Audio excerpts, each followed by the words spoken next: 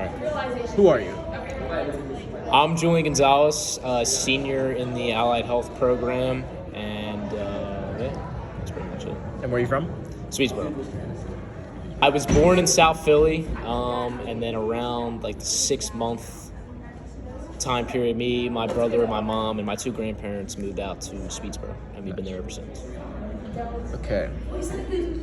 A year from now, what is a way you can tell you're trending in the right direction of where you want to be?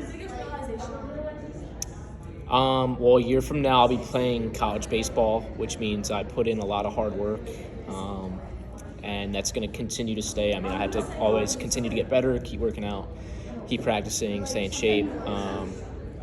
So I know that's going to be, I guess, one positive motivator and a good thing. So it's going to force me to stay motivated and keep me active. Okay. Next question. What is the thing you value most in people? In people? Probably honesty and respect, if I could name like 2. Honesty, I think, is kind of directly correlated with respect. If you're honest with somebody, I think you respect them. And being honest with somebody is probably just the best thing you could do. It's the most clear and concise thing you could do. And it kind of leaves no room for miscommunication. And like I said, with respect, it's kind of just having, I guess, a little bit of love towards another person if you respect them. You respect somebody else, that means you care about their values, you care about them as a person. So I would say those are the 2 biggest things. Okay.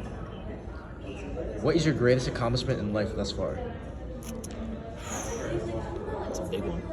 I would have to say either being able to play college baseball, or I would say having the ability to really say that I'm happy with where I'm at in life. Being able to say like I'm truly happy and I can smile. Definitely 2 biggest accomplishments those are the 2 things that come to mind. And would you have changed anything leading up to this point? No. I think everything happens for a reason. So where I'm at right now is a good place where I want to be. And I think it's where I'm meant to be. Okay. How about your greatest regret? Greatest regret? I think my greatest regret would probably be the way I took my recruiting process. I kind of was lackadaisical about it, and I think I kind of limited myself to schools and where I wanted to go. So I'd say that was probably my biggest regret. And then, I guess the first thing that comes to mind. Okay. What life lesson did you learn the hard way?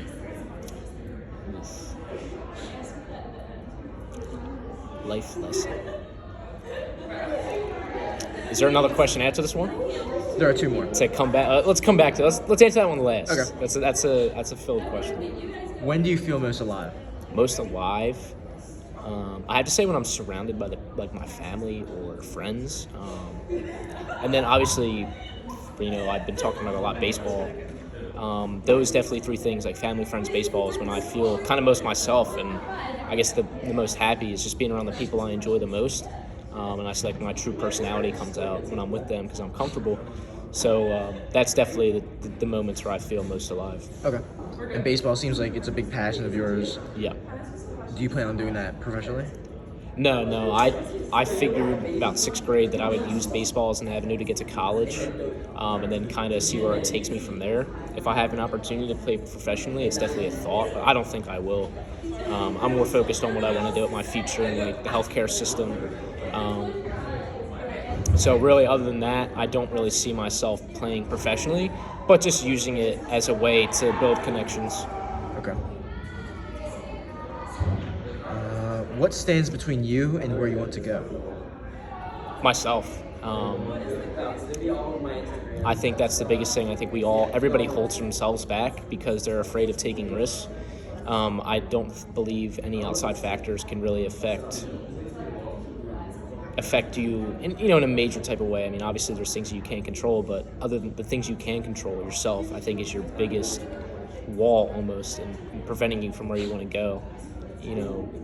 So I would say definitely myself is probably the biggest thing. Okay. And back to our last question, what life lesson did you learn the hard way? Life lesson, jeez.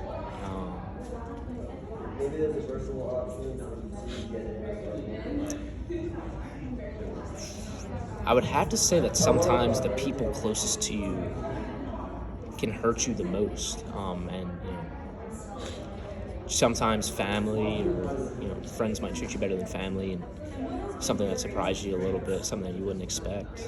So I would say that would definitely probably be like the hardest thing to learn, because you don't ever want to see something like that happen, but sometimes it does.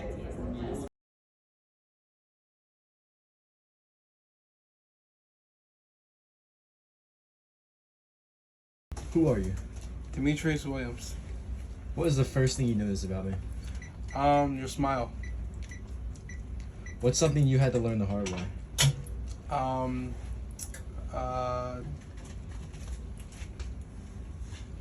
To be more dedicated.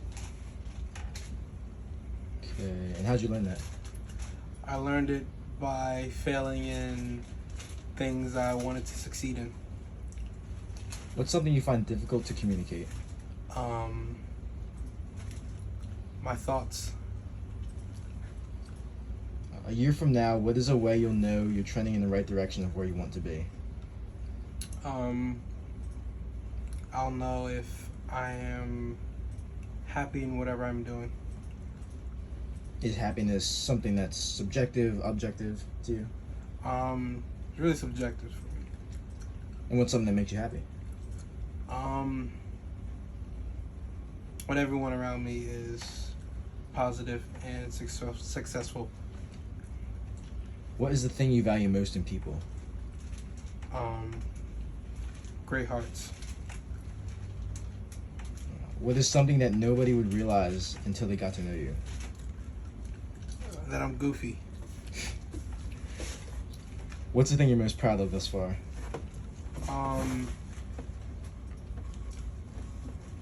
Becoming the man I want to be. Have you achieved that point yet? Not yet. How long do you think it'll take to get there?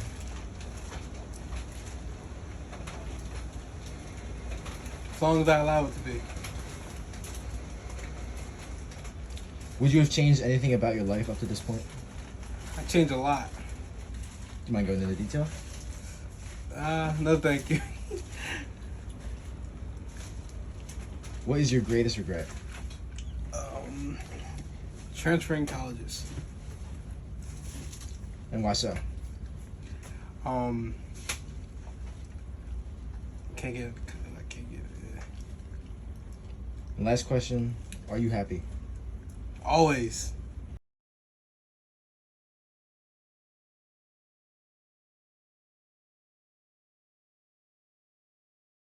First question, who are you? I'm your grandfather. What's your name? Oh, okay, here we go. Warner Hupfel. Where are you from? I'm from the old country, Romania. There we go. What is the first thing you noticed about me? About you, you're an import just like me. And when did you come over to the States? I came over March 30th, 1960. And how young are you now? How young am I now? 80. 80 years young. Ain't that something? Yeah. What? What's a fond memory you had as a child? I'll tell you what, I lived with the grandparents. Mhm. And both sets lived next to each other. I didn't like one, I went to the other. One day gave him a cookie, went to the other Spoiled one. rotten. That help you? Helps you greatly. Ring a bell. What's something that you had to learn the hard way? English. And how'd you learn English? Huh? How'd you learn English? Just talking. Just talking Talking English. on TV. Any specific show? Huh? Specific show? Yeah. Talking and TV. Back then there was no cable. Mhm. Just 3, 6, and 10. 12, 2. And how did you kind of overcome that language barrier? Just got to go out and do it. You know, you can't sit at home. You have to go out, get with people, and go to work and stuff like that. That's how you learn. What is something you find difficult to communicate? Nothing now. What was something then? Well, basically, the language part. Okay. You have to think in the new language. You can't use the thinking in the old language because you get everything mixed up.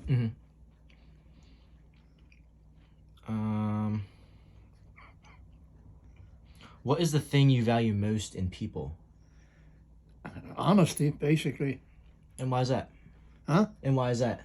Why?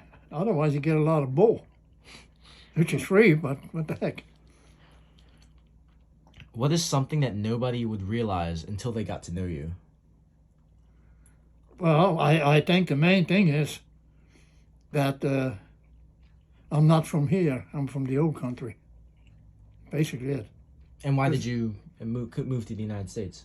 Well, it's what's called a family reunion. Because my parents were both here, and I was left behind. I am what is known as a war baby. So what is a war baby? A war baby is when you're born between, say, 39 and 45. Okay. Okay? And you said your father was conscripted? He was, right, and when the Germans came through Romania, he had to sign up. You know what I mean? So that's what conscripted means. And he went towards Russia.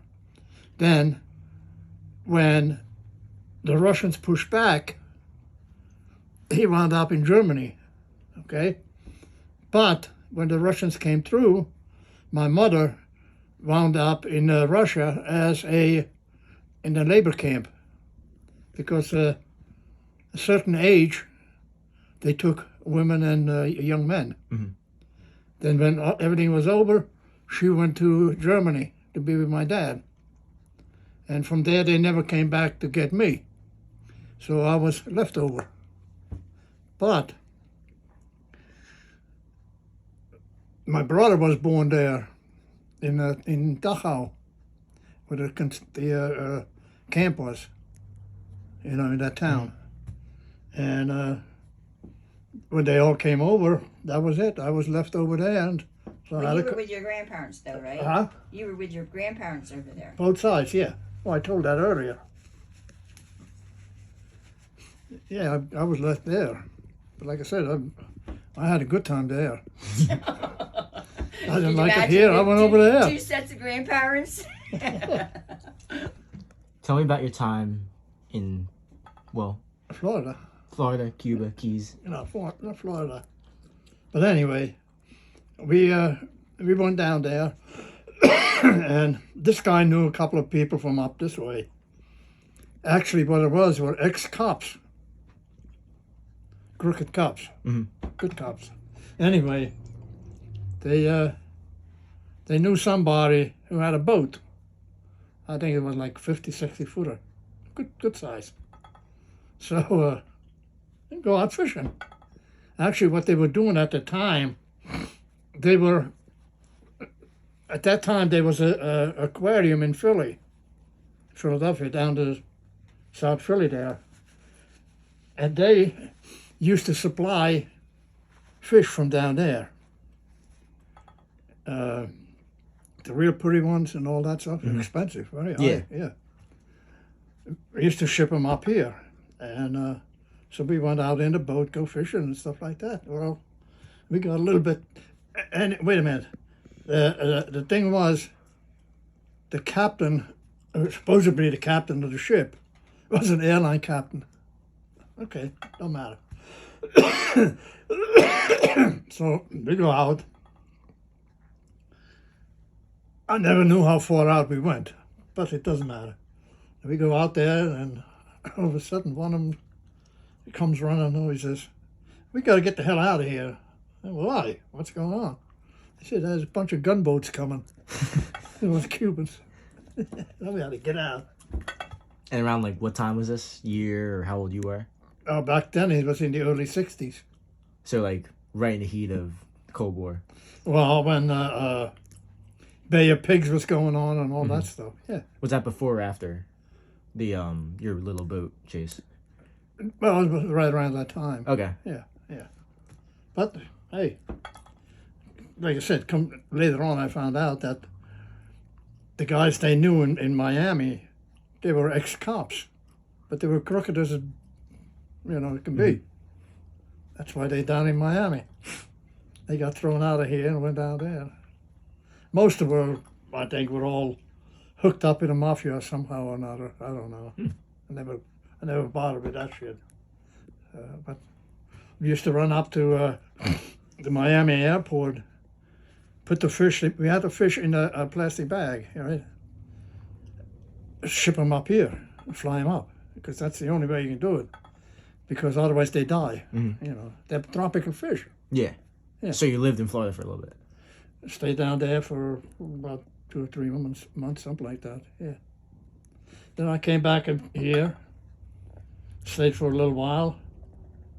Then I got to know somebody who went down to Maryland. So I went down there for a little while. I came back here. I wound up with her. I was just standing on, on the road, and you could pick me up. All kinds of shit. But anyway, that's basically it. What is the thing that you're most proud of this far in your life? Good family. That's nice. Would you have changed anything about your life up to this point? Not much. Anything specific? Pretty much did what I wanted to do, and that's it. That's good to hear. What is your greatest regret? Your greatest regret? greatest regrets? I basically don't have much. Yeah. So you've no regrets. You're just happy as is. Yeah, pretty That's much. nice. Kind of building off that point. Last question. Yeah. Are you happy? Sure. And why is that? Huh? And why is that? I got everything I want. Plus, I got 80 years. That's a good way to look at it.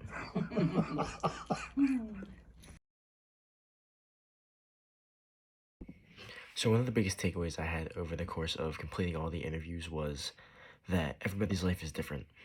Everybody comes from a different background, has a different set of morals, of motivations, and that really shapes who they are and who they come to be in the future.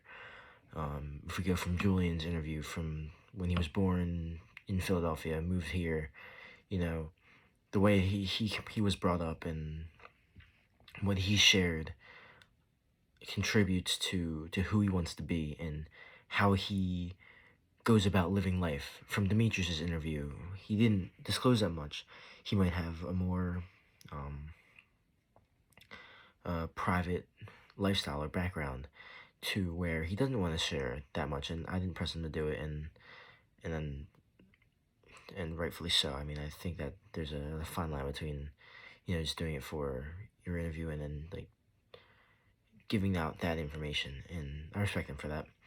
But his upbringing, his motivations, and even to my grandfather, where he was born in a completely different country, and had a completely different set of motivations and ways of going about life that he shared with me for his interview. So just everybody being different, coming from different backgrounds, having different goals, different aspirations in life really was something that I was able to pick apart and to see firsthand with these interviews. It was 3 people that I felt fit the mold very seamlessly.